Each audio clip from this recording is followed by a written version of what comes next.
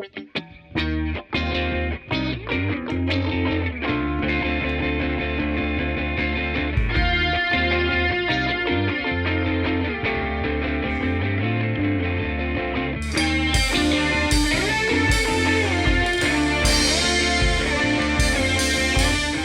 noticed when I was young, like I couldn't really relate to the 9 to 5, like the movies, like, oh, I want to have kids, go to, get married and like this age. I couldn't really relate to like the other girls at my school where they kind of knew what they were gonna do and they had like, their family's business, they were gonna go that route and everything. So I kind of just like followed what made me happy and what made me feel a little bit more different. And so I followed drawing and I discovered like, wait, this is kind of fun. And then I was like, okay, well, I know some people make jobs out of this. Like I could probably do this for the rest of my years or something. I remember the first time I started drawing was like when I was 12. I got really into it because my mom took me to this art show in Chicano Park. I feel like the culture that I draw is like very Chicano culture and very like payasos, payasas. But I feel like that plays a big role into what I do, because if you were to look at my art, you could tell that it is very Chicano inspired and Chicano impacted. My stepfather, he would send me and my little brother prison artwork, and that kind of holds a close place to my heart. I mean, for the rest of my family, they kind of did have little drawing phases here and there, but they never really pursued it. And I kind of wanted to be the one to pursue it. My dad, he doesn't really visit me a lot, but the one time he did visit me, he's like, what do you want for your birthday? Okay, I want a tattoo machine. All right, I'll get it for you.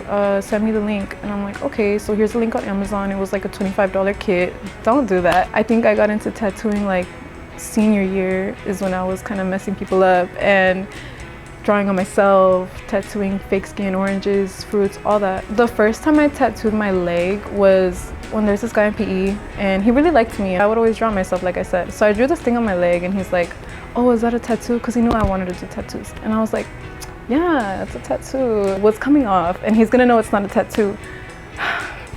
So I tattooed it for real. I tattooed it like for real on my leg, and I still have it, obviously.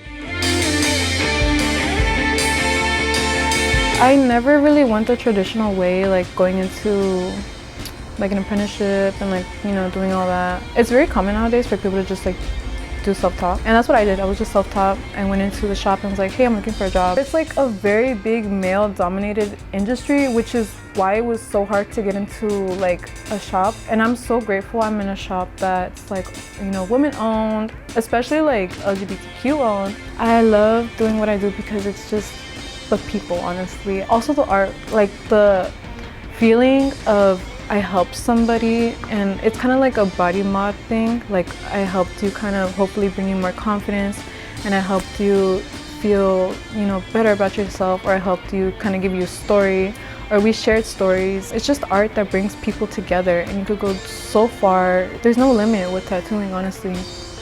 So I hope to do it as long as I can. I do want to do this for the rest of my life. So my name is Kati. You can find me on Instagram at Tweety Paleta. My other Instagram is in that bio, so you could, hit me up there too. Just hit me up for a tattoo. Don't be scared, don't be shy, I don't bite.